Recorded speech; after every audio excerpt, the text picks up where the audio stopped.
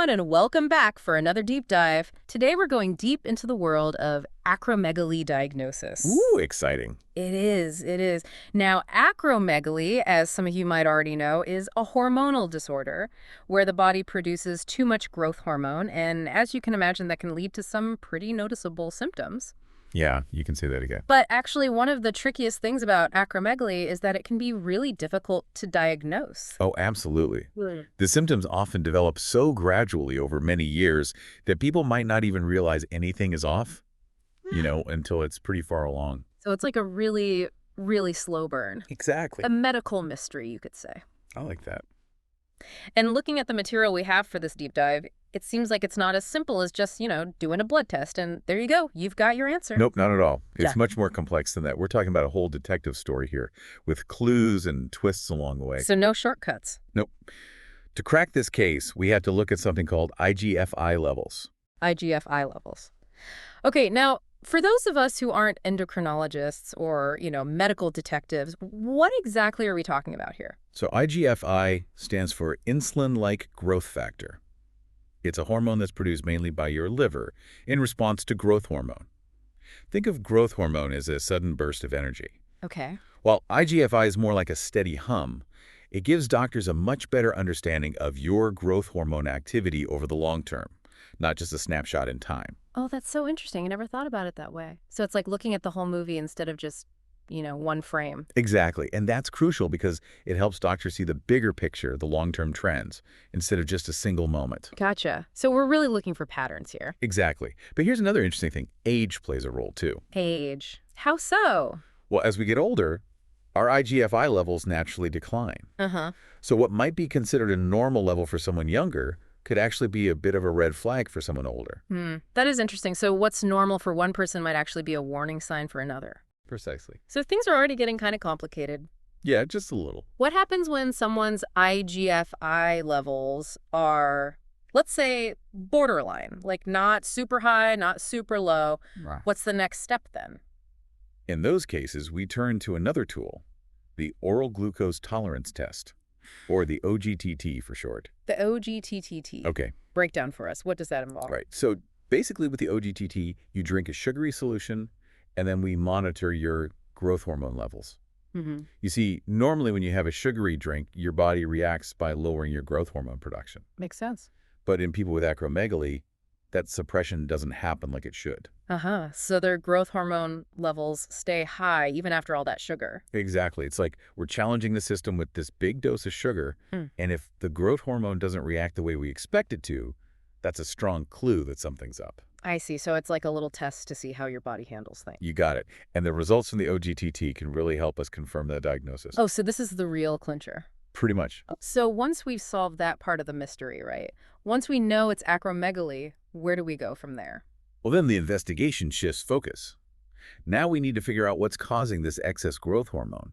And over 95% of the time, the answer lies in this tiny gland at the base of your brain called the pituitary gland. Oh, the pituitary gland. Isn't that like the master gland that controls all sorts of things? That's the one.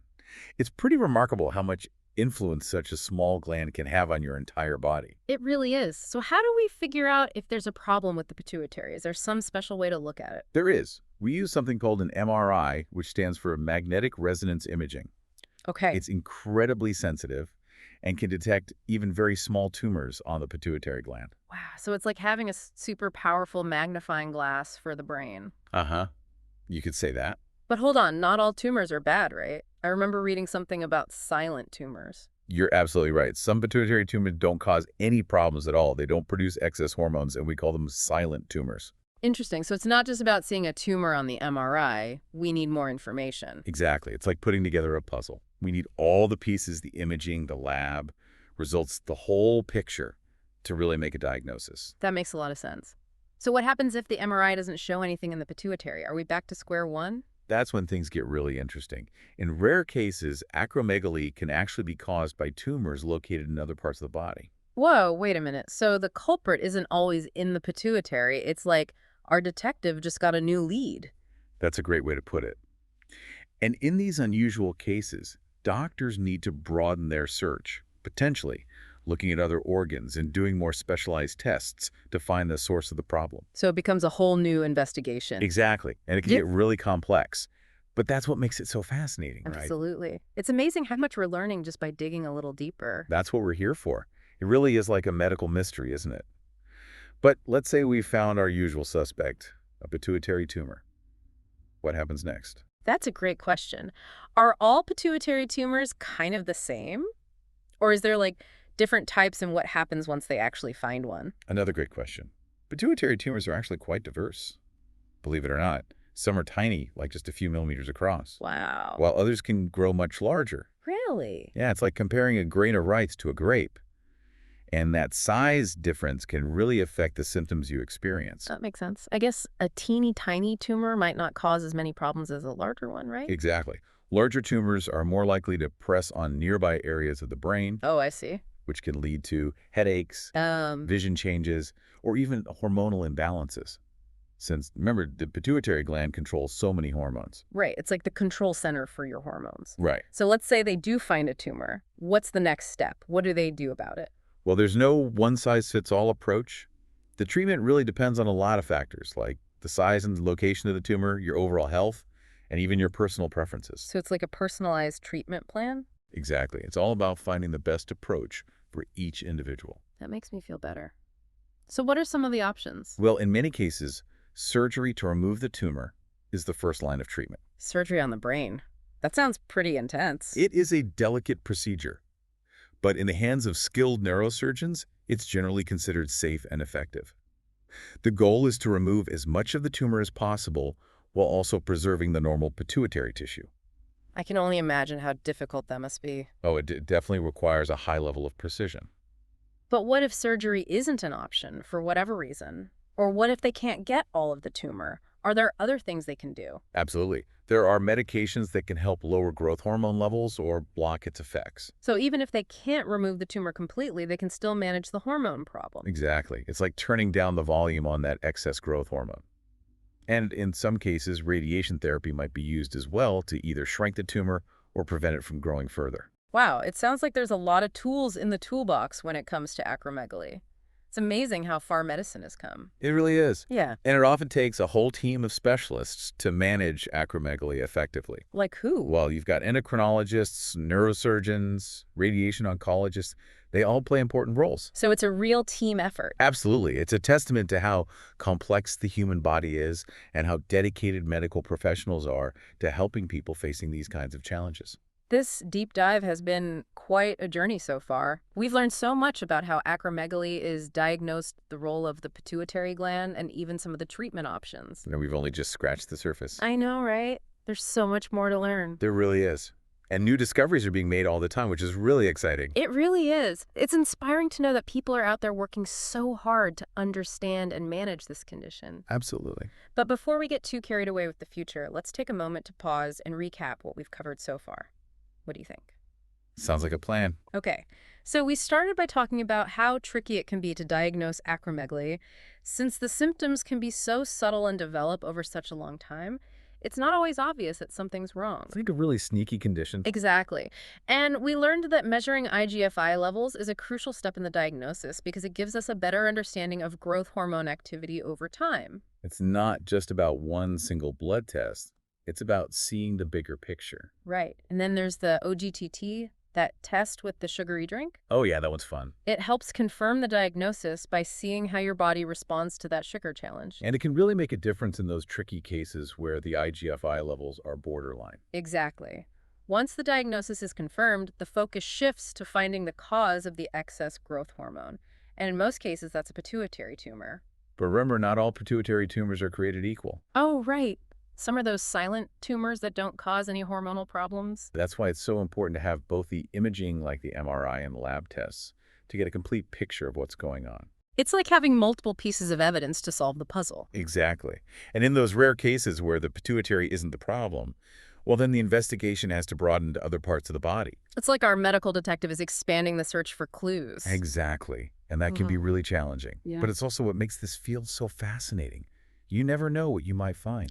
It's amazing how much complexity there is in what seems like a straightforward hormonal disorder. The human body is full of surprises. It really is. But what really stood out to me was the variety of treatment options available. It's not just a one-size-fits-all approach. That's what I love about this field, too. There's so much we can do to help people with acromegaly. And it really highlights the importance of having a good medical team by your side. Oh, absolutely. Having a team of experts who understand your individual needs and can guide you through the process is essential. This deep dive has been eye-opening for me. We've learned so much about acromegaly, the diagnosis, the treatment, and even the ongoing research. And it's all thanks to the incredible work of scientists and medical professionals around the world. It's inspiring to see how much progress is being made, but I'm curious to hear from you listening in. What are your thoughts so far? Yeah, what's resonating with you the most? What are you finding most interesting or surprising? It really is amazing how much we've learned about acromegaly and how doctors actually go about diagnosing it. Yeah, We talked about those early symptoms, how tricky they can be, and the importance of those specific blood tests, and even how the pituitary gland plays a role. Well, most of the time anyway. right. And sometimes it's not even the pituitary that's causing the problem. Exactly. Which just goes to show how interconnected our bodies really are. One little thing goes wrong in one place, and it can have these ripple effects everywhere else. It really highlights the complexity of the endocrine system. Yeah. It's all about these delicate balances and feedback loops. Absolutely. But you know what I think the most fascinating part for me was learning about all the different treatment options. It's not just about surgery or medication anymore. I agree. There's so much more to it now. Yeah, it seems like doctors really take a personalized approach these days, taking into account the patient's specific situation, their health, their preferences, all of that. Exactly. It's all about finding the best solution for each individual person and working together to come up with a plan. Which reminds me, this whole deep dive has really emphasized how important it is to have a good medical team by your side. Oh, absolutely. Having doctors who listen to you and take the time to understand your needs is essential. I couldn't agree more. You want someone who's going to be there with you every step of the way, through the diagnosis, the treatment, the whole journey. Exactly. It makes such a difference when you feel like you're part of the decision-making process. This deep dive has been such a journey for me. We started with this seemingly simple hormonal disorder, and we ended up exploring all these intricate aspects of the human body. It's been fascinating. It's amazing what you can discover when you really take a deep dive into something, isn't it? It's like you start peeling back the layers and you realize there's so much more than meets the eye. I know, right? And for you listening in, I hope this deep dive has been helpful and insightful, even if you've only learned one new thing about acromegaly. We've just scratched the surface here, but hopefully this has given you a good starting point for further exploration. Exactly. And if you're feeling inspired to learn more, go for it. Knowledge is power, as they say. Definitely. Do your own research, talk to your doctor, and don't be afraid to ask questions. There's a whole world of information out there, and it's all at our fingertips these days. Absolutely. And the more you know about your own body and your health, the better equipped you are to make informed decisions. That's so true. Well, that brings us to the end of another deep dive. Time flies when you're having fun. It really does. We covered a lot of ground today, from the initial diagnosis to the various treatment options, and I don't know about you, but I feel like I've learned a ton. Me too. Acromegaly is a fascinating condition, and there's still so much more to learn. Absolutely. But for now, we'll have to leave it here. We hope you enjoyed this deep dive and that you'll join us again next time for another fascinating exploration. Until then, keep exploring, stay curious, and take care. Bye, everyone.